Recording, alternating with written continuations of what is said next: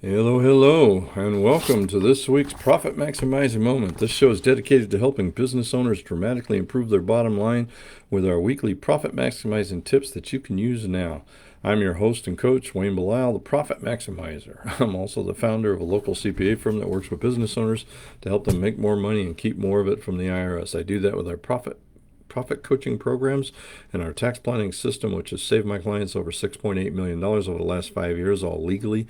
Love my clients, but I don't want to go to jail with them. Our CPA firm is a little different. We don't do bookkeeping. We don't do payroll returns. We basically do two things. We help you make more money and help you keep more of it. And that's our job. Everything that has nothing to do with that, we try to get rid of. All right. In today's video, we're going to learn well, first of all, what we're going to learn is why I'm talking about this first. If you didn't file your 2020 tax returns for your businesses and your individual, and you got an extension, time is running out. And people are always telling me, man, you must be really busy back in March and April. And we're not. I mean, we're busy, but we're not crazy because we work as hard as we can for as long as we can, then we file extensions. Well, guess what? This is when we're busy, and I try like heck not to be. I'm sorry. People are adults, so unless I'm the one that held you up, I'm not going to push that hard if you come in at the last minute and say, oh, it's due tomorrow. Yep, sorry. But there's bad things that happen. This is part of the reason why I'm doing this video, okay? Because right now the extensions, if you have S corps or partnerships that you extended, they're due September 15th. If you have individual, your personal return, and a C corp, those are due October 15th. The easy way to think about this, if it's something you don't have to pay tax with, it's due September 15th. If it's something that has to pay a tax, like a regular corporation or you individually, that's due October 15th. All right. What we're going to talk about today is the 4 really bad things that can happen if you fail to file your tax returns on a timely basis. If you did miss, for whatever reason, and didn't file, and you need to get an abatement penalty, what can you do? Yeah, I'm going to throw in a 5th thing that's bad because I've run into it more than once this year. How to get try to get an abated penalty. And what you can do if you don't, you haven't filed because you don't know what to do. You can't afford the taxes. But first, support for today's show comes from Profit Maximizing Publishing, which published my book, The 90-Day Profit Reset, which I'm showing you right here, which shows you how to gain your independence from reduced cash flow, shrinking margins, and an evaporating customer base. In this book, you will find chapter after chapter, idea after idea. Okay, just smash the screen, why don't you? Anyways, idea after idea about how to turn around your business and reset your profits from red to black in 90 days or fewer.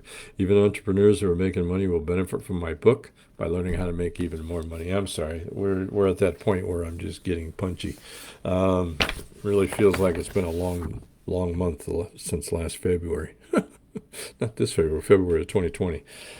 Look, everybody knows they can get an extension. They forget it's due when it's due. All right. So, I mean, it really comes down to it. And, there's just a lot of bad things that can happen by not doing it. First, it's all the IRS notices you get. I don't know about you. I know better. And I still, when I open the mail, if I get something from the IRS, it makes you like, whoa. All right. What you're going to get is one of those letters that says, hey, you get in file, bring your records down. In general, the meeting with the IRS with a non-filer never goes well. Don't do that. Hire somebody to get your damn tax return done. For late filers, really what it comes down to is an exposure for audits. All right. You're in a group that the IRS audits about 3% of the time. If you're a late filer, that might increase to 50% or higher, depending on your income and what you had. Simply stated, filing late is a good way to say, hey, come audit me. All right. Bad thing number 2, there's a penalty. If you owe money, it's 5% per month of the taxes due that you don't file, up to a maximum of 25%. So very quickly, if you owe $100,000, you now owe $125,000 plus penalty for not paying the tax and the penalty and interest on all that. All right. So it can get pretty nasty. Bad thing number 3, you have the failure to file penalty, which I just talked about. You also have the failure to pay penalty, which is 0.05% per month. Again, not to exceed 25% per month. The penalty for failure to pay offsets the penalty for failure to file, such that the 5% is the maximum penalty during the first 5 months. Okay. So the most you can get is 25% for the first 5 months, but then it kicks on for another 45 months after that. Government also pours on salt on the wound. These penalties are not deductible. Okay. Another bad thing, you're going to pay interest on all of these. It's simple as that. Okay. Some other things that happen. I mean, I said four. Those are four, but I'm going to give you a couple more just for the heck of it. All right. I've had people. I got somebody in here right now that I need to do 4 years worth of tax returns because, simply put, they're buying a house. Who knew you needed tax returns to get a mortgage? I got somebody else that needs a tax return done because they're trying to renew their line of credit. I mean, so it literally stops you from doing things if you don't have your tax return filed. Um, the other things that can happen, um, higher fees. It's simple as that. And to be honest about it, I've seen that you have bad records. You're also more likely to not. That's why you didn't file. You're more likely than not going to pay more. All right, it's simple as that because you can't justify, or you lost track of, or you forgot um, your expenses.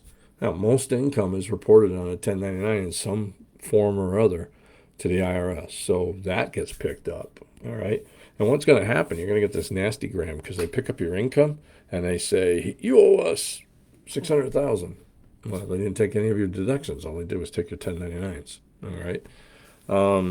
So that can be a problem. That's one that gets there. Another final problem. If it's amazing how often this happens. We're doing a series of late returns, and one of them has a refund, or two of them have a refund.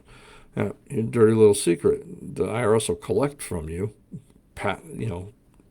6 years. And technically, you're supposed to file all of them. You're late, but usually a tax attorney will tell you to do the last six. But if you have a refund, they only once 3 years is up, you're not getting it. Okay, from the time the return was originally due. So right now, I can get your refunds for 20, 19, 18. That's it. If you have a refund, if I do a 17 and a 16 return and you had a refund, too bad, you lost it.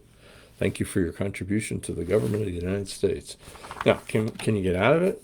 Probably. Okay, we can ask for an abatement, but you have to do reasonable cause, and you have to prove that there was a reasonable cause, and not just willful neglect. There's been some interesting court cases. In one of them, Lick, I guess it is. They had a late filing issue. They said the court taxpayer failed to show that there was reasonable cause without willful neglect. They claimed that they didn't get a K-1, that they needed to complete their tax return. Kind of sounds like reasonable, I guess. But the court said they made no effort, couldn't prove that they made phone calls, couldn't prove that they actually turned in, that they made emails, or they could have estimated. Another court case, the taxpayer claimed they relied on a lawyer to prepare and file a tax return, or you hire us. Sorry, the courts don't buy that. It's your job to get it done. So what to do? Well, can we prove that? Yeah, we can try that.